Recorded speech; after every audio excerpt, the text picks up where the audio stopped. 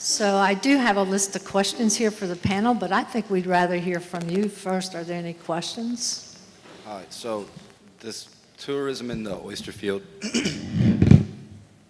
are y'all providing accommodations for people who are coming your way? Are you suggesting places to stay for them, or are you just providing a tour on your oyster farms?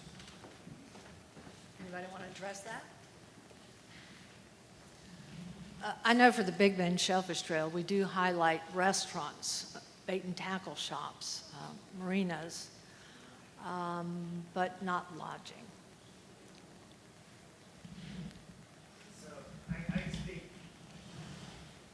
Let's see if this works. So from Alabama's standpoint, a number of restaurants are sponsors, and so they utilize the trail to do different promotions relative to how many stops you see, that kind of thing. The Lodging Association at Mobile is a sponsor, and so they sort of advertise the trail, sort of doing what you're asking in reverse. And so they do probably more for us than we do for them, to be honest with you, but it works.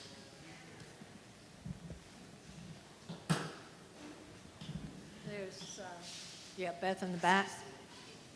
I'm coming.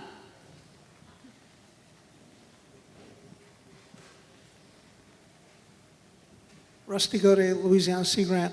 While we have a collective mind up there, what do you perceive as the impediments to having shoreside dining experiences at these respective locations? One of the impediments was to lift the prohibition of direct sales to foreign visitors. But then if you look at the West Coast, such as a place as Hog Island, you know, where you have a direct seaside, shoreside dining experience with the, right there at the site. How do you feel that fits into the Oyster Trail concept?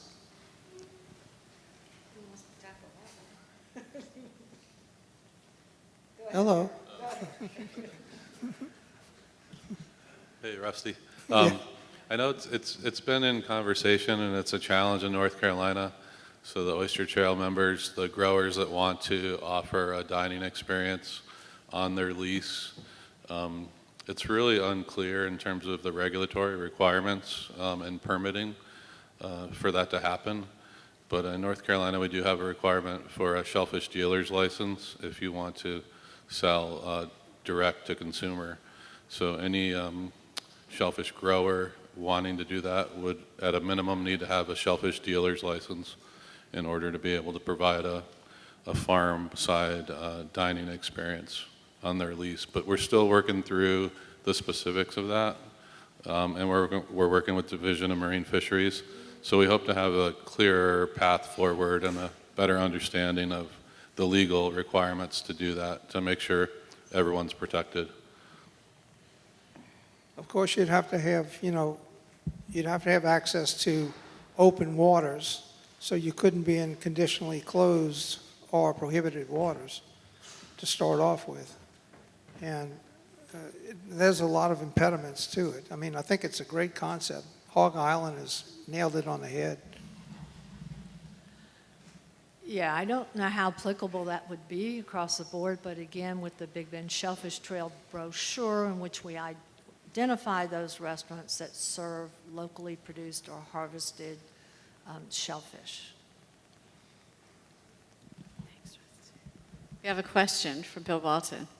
Sorry, I am curious about this because at the Virginia Aquaculture Conference, the Virginia Oyster Trail presented, and one of the things that came up was that they have had people sort of blink in and out on that trail, that for a farmer that's looking for business to generate sales, they get on, and then once they start getting sales, they get off, and so they were having trouble with that, and there was this sense that it was good for the industry to have the trail, and tourism wants it, but that it was hard to keep keep it going. I was just wondering if anybody's had any experience with that so far.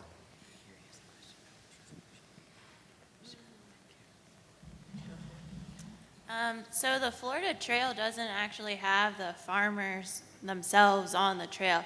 We're more trying to encourage and engage the consumer by showing them how oysters are farmed, what are the fisheries that are out there, educating them then on the water quality and the habitat, but then also guiding them to where they can participate themselves, whether they want to buy the shellfish and make it at home with recipes that we provide on our website, whether they want to go out and eat it at a local restaurant, or even if they want to participate recreationally through harvest, like we have the bay scallops too.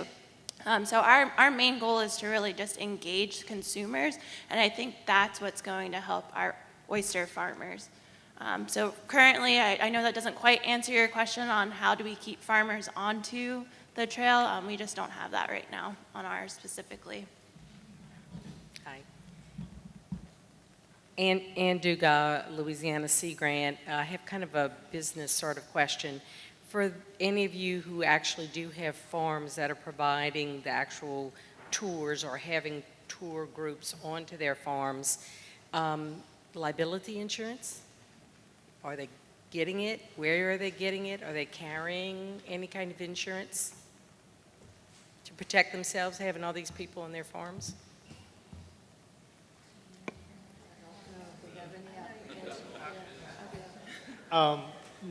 We don't have any farms doing that immediately, but one thing I've heard is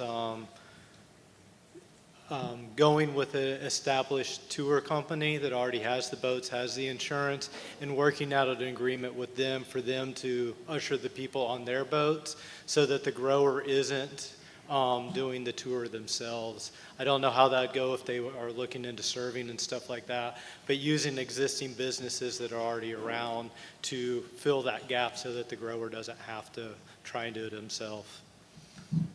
We have another question over here. My question's actually for Florida, I think Natalie. So with the explosive growth in oyster aquaculture, especially in the Panhandle area from, say, like kind of the Tallahassee, Wakulla, all the way over to Pensacola, I noticed on your map there's nothing in that area, and I know that's not necessarily the area you're covering, but are you planning on bringing that area into the tour with so many farms popping up, or is it kind of like it's established and it is what it is? So the concept for the Big Bend Shellfish Trail was to focus on that regional part of Florida that's unique and distinct. And it's the buy-in is from the local tourism development councils, working waterfronts, the Chamber of Commerce's. So they really they have ownership over this concept, that it's identifying shellfish and those businesses within that geographical region.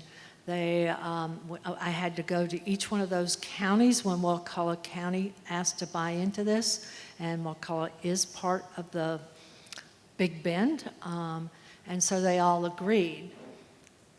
I guess I'll name the county.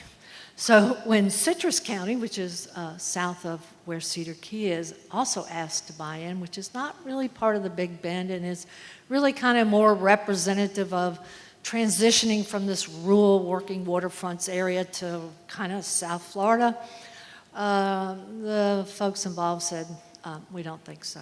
So they have ownership in this. The only way to expand it now is really to make it truly a Florida shellfish trail. Anybody else? Mario.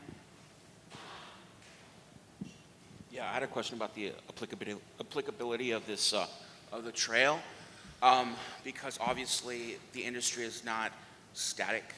So how often would you have to update your oyster trail to where it's not something to where the public would go and it's like, oh, this isn't here anymore, or like just how often would you consider updating it, and how labor intensive would that be? Well, I'm not hogging this. Y'all can share this, but we do have some experiences in this. Yeah, unfortunately, we did start with a paper brochure. I mean, that's what the Conservation Fund allowed us to do. Well, the minute you print something, it's out of date. So we are now, with some additional new funds, we are revitalizing that map. but we also are maintaining those businesses on our website, which can be changed frequently. I don't know how anybody else wants to respond to that. Yeah, I mean, in Alabama, we follow a similar model. It's electronic, so that's reasonably easy to change. The plaques are also, I mean, it's 4 screws, so I can take your name off an oyster real fast if I need to. A question back here. Sorry, excuse me. Getting my steps in. John. Well, I wanted to follow up on Bill's question about sustainable, how sustainable are these trails. The story in Louisiana was we had an oyster trail in Jefferson Parish, which is counties to most you people. They got some BP oil fund money to do Jefferson Parish Tourism Commission. And it was a trail, but it was restaurant-based. Rather than, because at the time, there really wasn't many farms for growing oysters off bottom. Of course, we had, 400,000 acres of on-bottom farms. And so it was restaurant-based, and it came to a time when all the restaurants were invited to this big press conference. And the chefs from each restaurant came and prepared their dish and served it to the media crowd and all that. It was a big media day about it. And there was a brochure. And people who were visiting Jefferson Parish could come, and it was a paper brochure, follow the brochure, go to different restaurants, and in front of each restaurant was that 4-foot statuette that was painted by a local artist. Well, they wanted to include Grand Isle in it because it was the lower part of Jefferson Parish, and also it was ground zero for the oil spill. But there was no restaurant in Grand Isle that was cooking oysters. So I become famous for cooking oyster spaghetti, so I got involved, and I ended up cooking oyster spaghetti for 80 people, and I got the statue.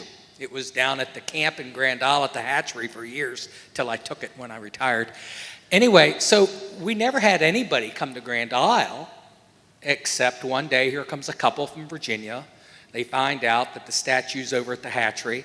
And they knock on my door and they say, hey, we're following the oyster trail and I see you got a statue here. What are you going to cook for us? And I said, well, I am not going to cook you oyster spaghetti, but I'll share you the recipe. And I gave it to them. But yeah, so it was a success at the time, I guess, but I have no idea how many people actually followed the trail, but we did have a couple make it all the way to Grand Isle from Virginia. So at least they had some good taste. So Sue, what was your question? it was a follow-up to Bill's question about how well do the trails success and, I attended the National Ecotourism Conference, and we had the Maine Shellfish Trail, North Carolina, and Florida Trail, and that was the biggest question is analytics. How do we evaluate the overall tour participation, how the restaurants are doing that are on the trails, what kind of buyback are they getting? And that's the major question, and that's where things like the Pocket Site app, where we can get those analytics, looking at our website platform. Maine does a really great job with their passport where you have to actually enter in the code of that specific restaurant. So I think that's a thing, that's a major takeaway from them as we all think about where we're going with our trails. Because then you get the buy-in from that specific restaurant. You have the visitors that are on that tour trying to, the way Maine has it set up, collect points basically to get rewards, and once you hit certain levels, they automatically send you gear or swag. So it's that kind of buy-in from that perspective on the passport for analytics.